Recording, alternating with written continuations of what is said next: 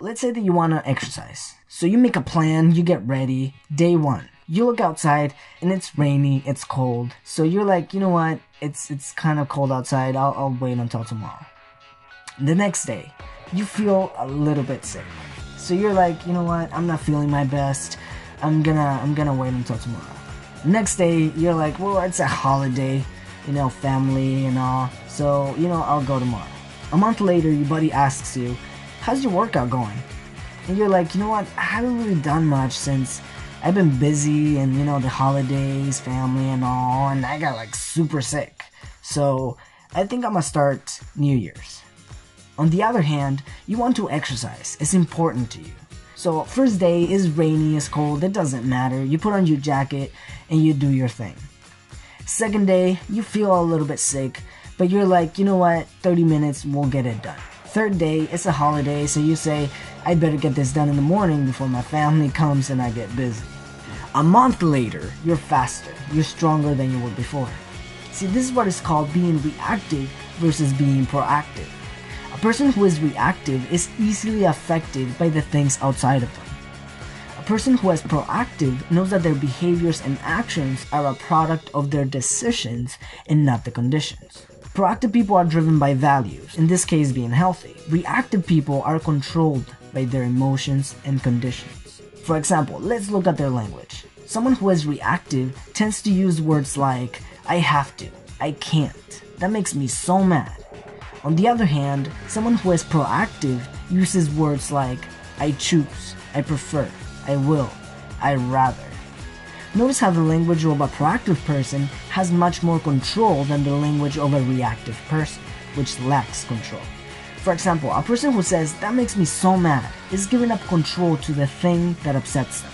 On the other hand, a person who says, I'd rather not get mad at that, takes the control away from that situation and he becomes in charge of his response. Okay, we've talked about the difference between proactive and reactive. Now, how do we become more proactive and less reactive? First is to separate what you can control, things under your influence, and what you cannot control. Stephen Covey refers to them as the circle of influence and circle of concern. A typical reactive person has their circle of concern much larger than the circle of influence.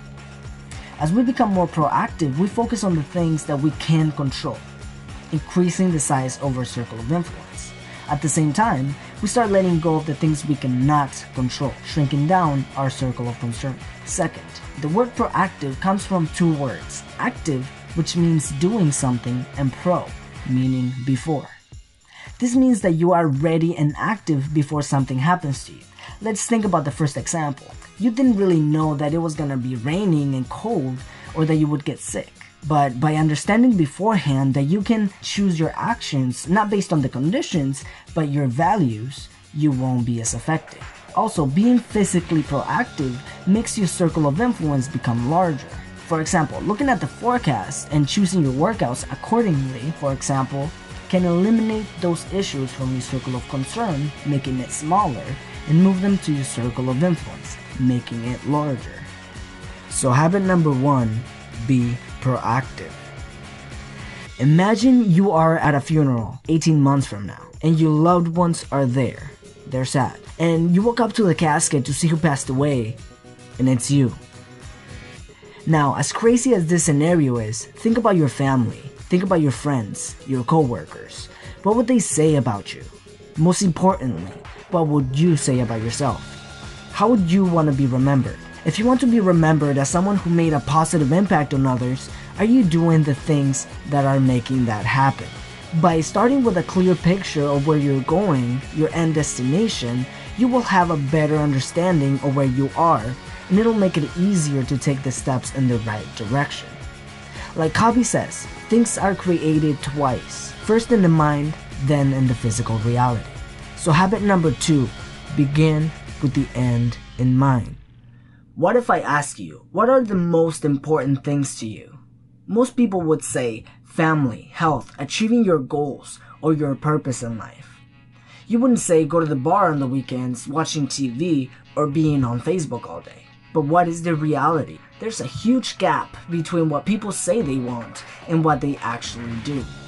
How many people do you know spend more time on social media than working on achieving their goals?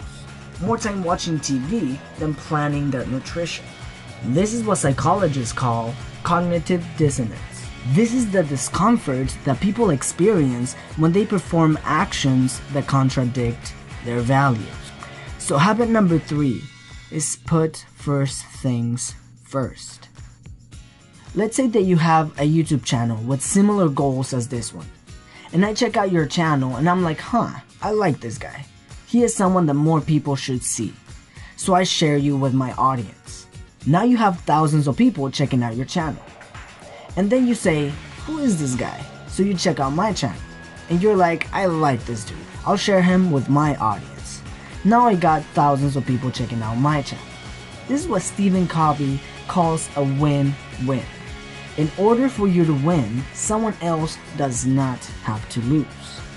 Also, a person who seeks to create win-win situations with others is perceived to be a leader, because he is always looking to benefit everyone, not just himself. So habit number 4 is think win-win. Habit number 5, seek first to understand, then to be understood. This sounds simple, but it is extremely important. How many times have you seen someone rushing to fix other people's problems with good advice without even understanding the problem first? Or a parent, for example, when their kid tells them that they don't like school. Instead of trying to understand the why and working from there, oftentimes they say, what are you talking about? School is good for you. You just have to apply yourself. Let's think about it in an influence perspective. Would you listen to someone who just tells you what to do, or someone who understands your position and suggests an idea based on that? This is extremely important, especially when it comes to business. If you don't try to understand your clients, audience, or customers, it'll be more difficult for you to please your market. So habit number 5 is to seek first to understand, then to be understood.